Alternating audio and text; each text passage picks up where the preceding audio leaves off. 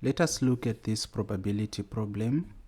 Suppose that A and B are mutually exclusive events for which the probability of A is equal to 3 over 10 and the probability of B is 1 over 12.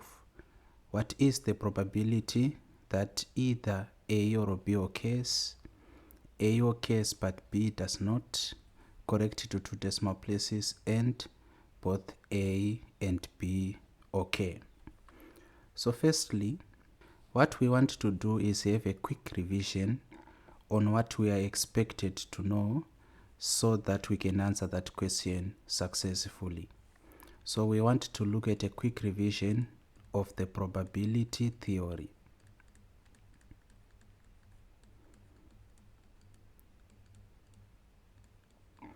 So we should firstly acknowledge that the probability theory is tied to set theory. There's a close and direct relationship between probability and sets. Hence, probability theory is tied to set theory. We should have that in mind.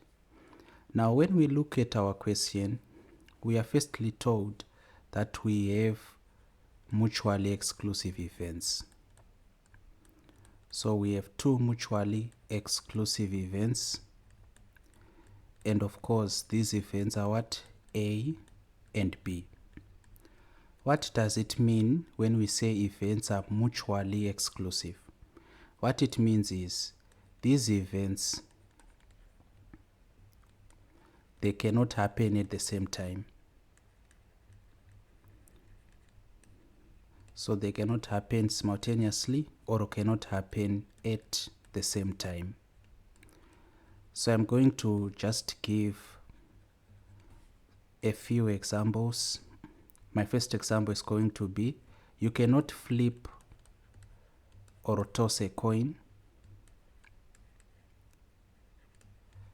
and get both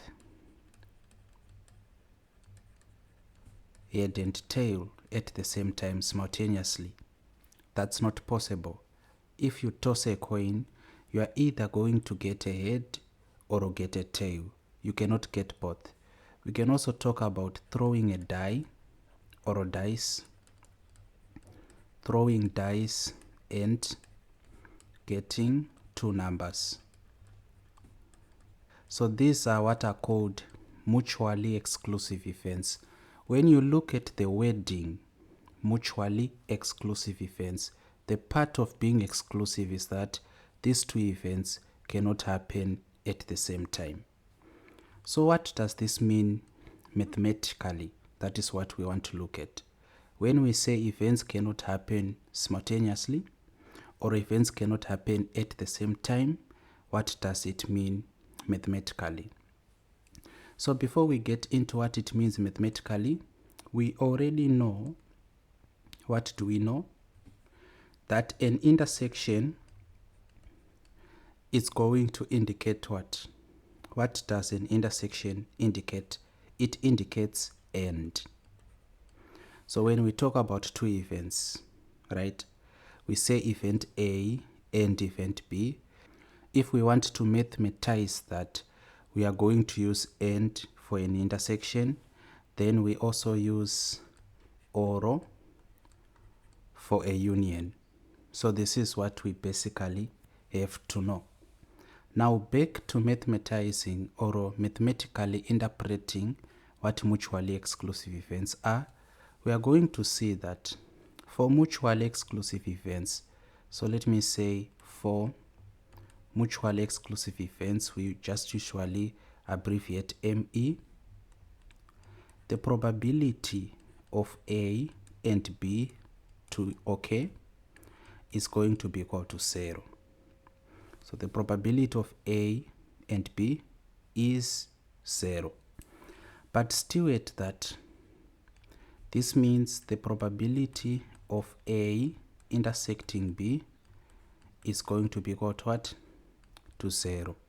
That is what mutually exclusive events entail. Now still at that, part of the things we have to know, we have to appreciate what are called probability theories or theorems. So let us just outline probability theorems. I'm not going to outline them by their number because different books present them differently. So this is not going to be a strict outline as in theorem 1, 2, 3 and so forth.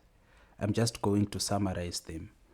The first theorem I want to talk about is the probability of event X always lies between 0 and 1.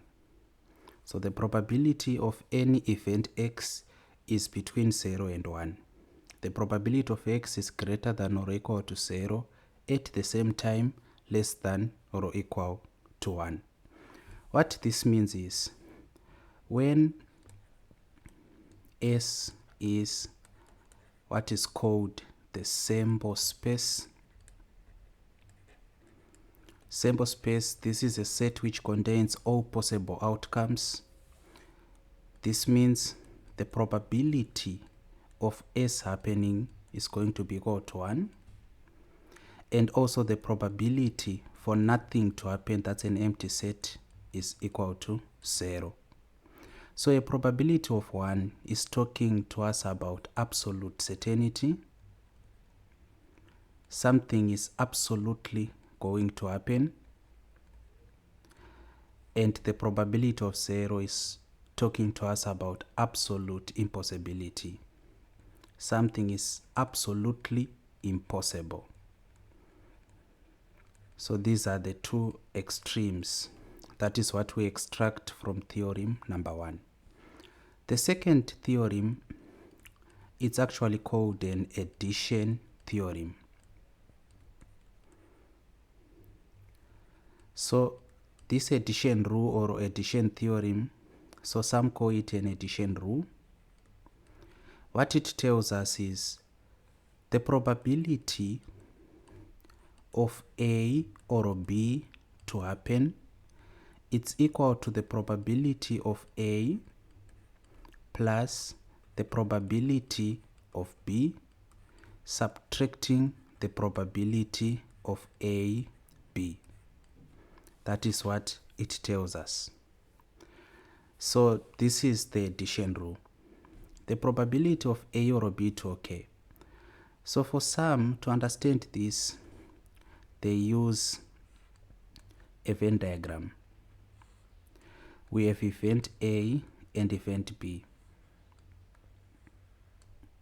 So we are saying the probability for A or B to occur, it is going to be the probability of A. Let me shade it like this. So this is A, right? Including the part of intersection.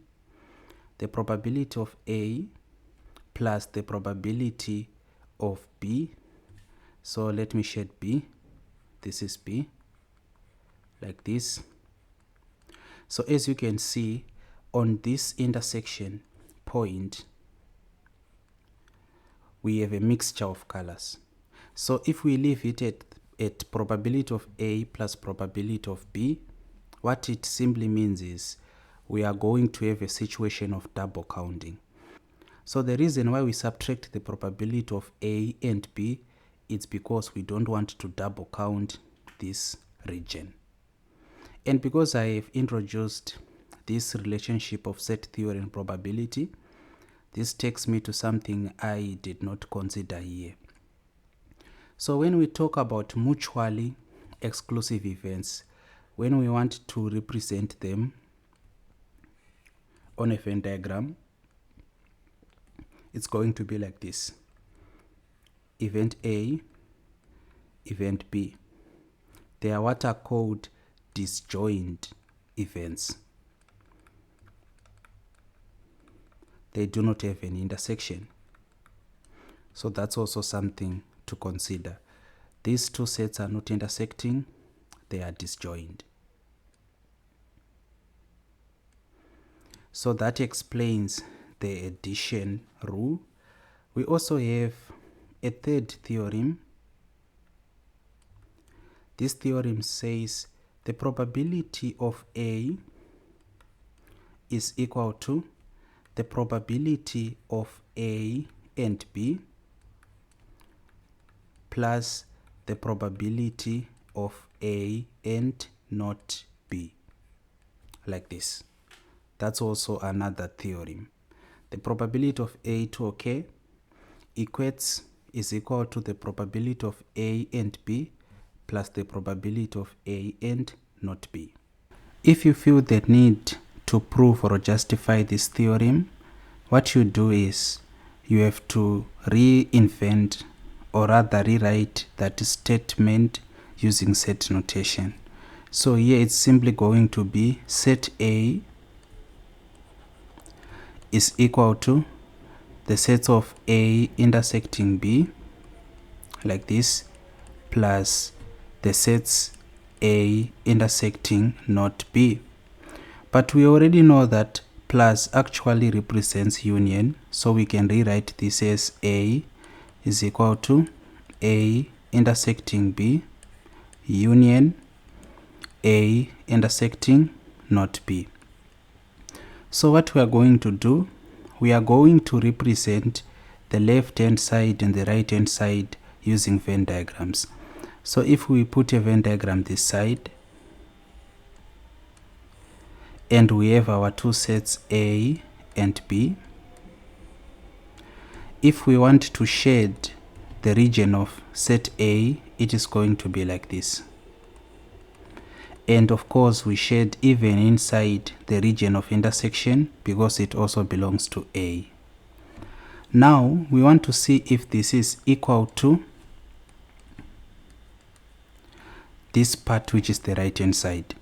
So let us also have another Venn diagram here. Now for this Venn diagram, we have sets A and B, like this. So let us represent what is inside this bracket first, A intersecting B. So we know that A intersecting B, it's actually this region. That is what A intersecting B is. Then let us look at, because we want to add this, it's a union rather, so we want to add the union of this A intersecting not B. So we have to shade A first, and after we shade A first, we then have to indicate the intersection of B complement. So I know that I've said a lot of things here. Let me demonstrate what I mean. What I mean is, when we say A intersecting not B, we first shade A. So this is A, including this region. That's A. But A is intersecting not B, meaning we have to shade not B, but we have to use a different type, if I may, of line so that we can clearly show the intersection here. So let us use a different color and also flat horizontal lines. So we want to shade not B. So not B, we have to get even inside here, like this. But we don't have to get inside B. So this is not B. If we represent this separately to show what is actually happening, let me do this. It's actually going to be more like this. We have our set. We have A and B. So we do have A intersecting B, which is this part. And it has to be added to that's union with A intersecting not B. And A intersecting not B, we look for a point where our lines are crossing each other, which is this region. So it's actually going to be this. So we have this region. With this region, let me show you what I mean. We have this region, which is representing A intersecting not B, being added to this region, which is now representing A intersecting B. If you look at this, you are going to see a similarity here. So A is equal to A intersecting B union A intersecting not B, which is then tied back to the probability of A being equal to the probability of A and B plus the probability of A and not B. So this proof is not particularly necessary. I just did it to show you where these theorems come from. But if you are comfortable with, let me loosely say, memorizing this part, you'll be fine. The next part, of course, is learning how to implement or apply that theorem, and we are going to do that in a moment. So this is theory or theorem number 3. We can talk about a theorem number 4, which is called a multiplication rule.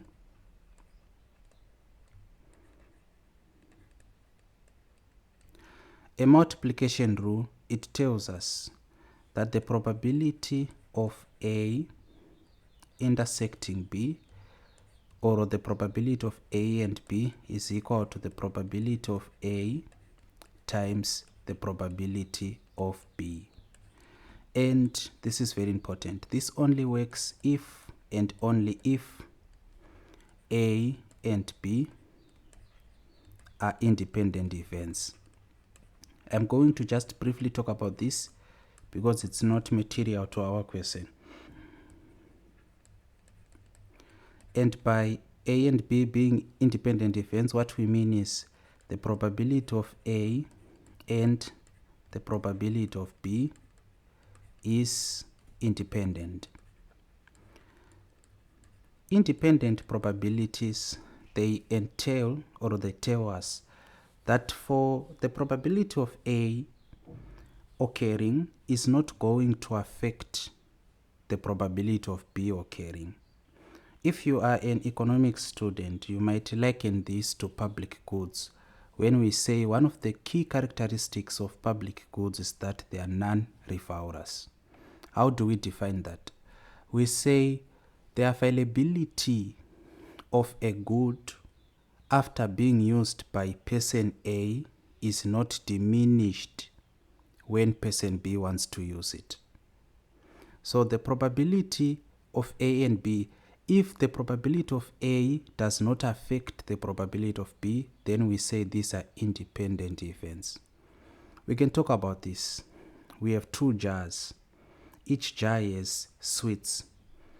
The probability of picking a red sweet from jar A does not affect in any way the probability of picking a blue sweet from jar B. These are independent events. The probability of throwing a head when you are tossing a coin does not affect the probability of throwing a 6 when throwing a die. So these are independent events. That's the only case where the probability of A and B is equal to the probability of A times the probability of B. So you might find other theorems, like, I don't think if it is considered a theorem, but I'm just going to consider it. Like when we say the probability of A union B complement is equal to the probability of A complement intersecting the probability of B complement, and we also stress that there is an interchangeability here. So this is what you should be the most careful of. So I think we have given ourselves an equal chance to solve our question. We now have the necessary knowledge to do so. So let us do so. Now let us reread our question so that we can solve it. And for starters, let us call this A, B, and C, like that. Suppose that A and B are mutually exclusive events. So the moment I see this term mutually exclusive events, I can actually write down that the probability of A and B is going to be equal to 0. these events cannot happen at the same time. Events A and B are mutually exclusive events. Then we are then told for which the probability of A is equal to 3 over 10. And we are also told that the probability of B is equal to 1 over 12. Now what I do before I even answer these questions, I state down the complements. So the probability of A being equal to 3 over 10 means the probability of not A is equal to 7 over 10. Like that. And the probability of B being equal to 1 over 12 means the probability of not B is equal to 1 over, it's equal to actually 11 over 12. Thank you. Like that. So these are complements. Like maybe we didn't stress it out, but this actually means the probability of not A. That's what a complement is. Now I have all the information which is provided by the question. Let me attempt to answer the first part. What is the probability that either A or B occurs? That's the part we want to answer.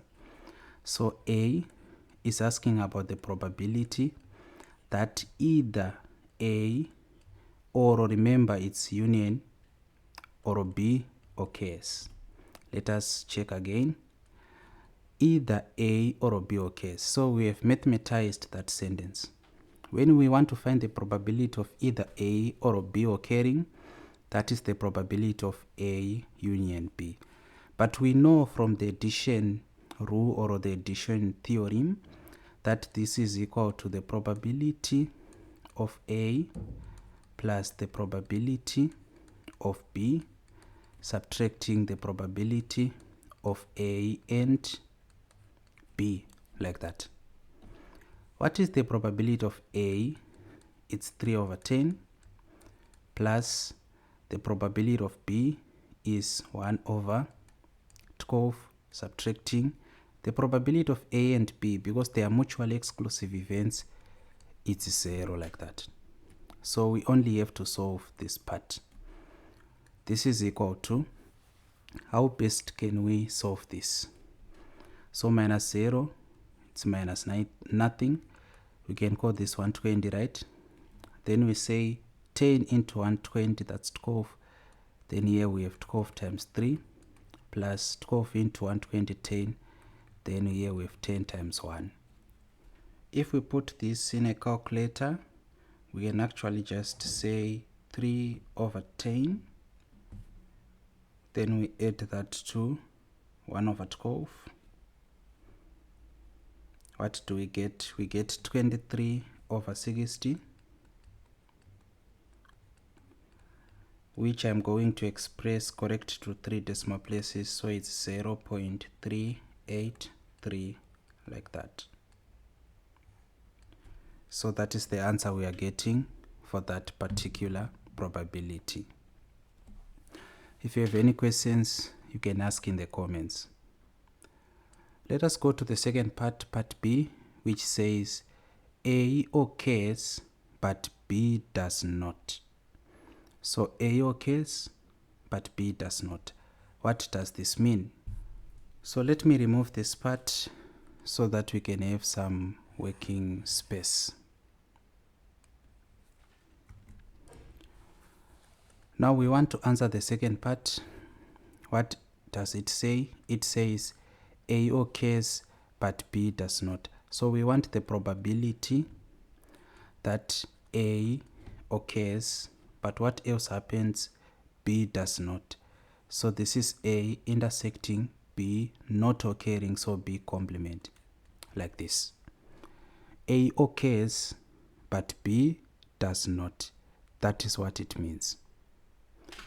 So to find this, we are going to take it from where?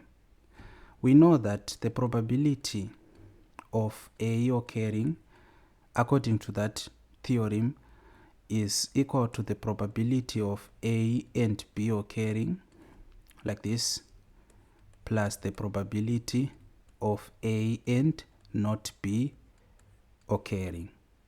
So making this subject of formula means we have to transfer this to this end.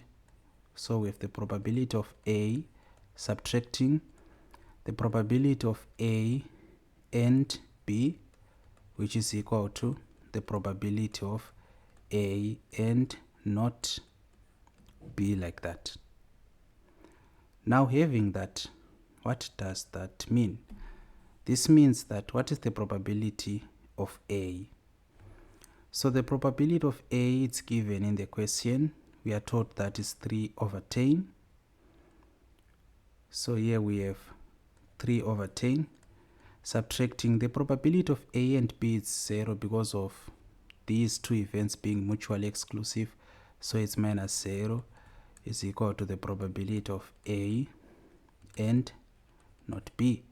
So 3/10 is the answer, equal to the probability of A and not B, which simply means the probability of A and not B is equal to 0.300 if it is correct to 3 decimal places, like this. So that is the answer. I'm sorry, we made a mistake at part B. We wrote our answer as 0.300, correct to 3 decimal places, against a clear instruction that we should express it to 2 decimal places. So our answer rather should be 0.30. Any questions? Ask in the comments. What about, let us now look at C, which says both A and B okay. Let us clear this part so that we can work it out. Now we've cleared it. C, the probability that both A and B okay. So we want the probability that A and B okay. So this is not a tricky question. We already know that these events are mutually exclusive. So here our answer is simply going to be 0.000 if we are strictly going to express it to 3 decimal places. So this is how this is worked out. I hope you learned something.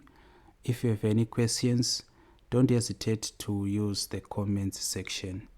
If you find our lessons helpful, may you please consider subscribing. Thank you.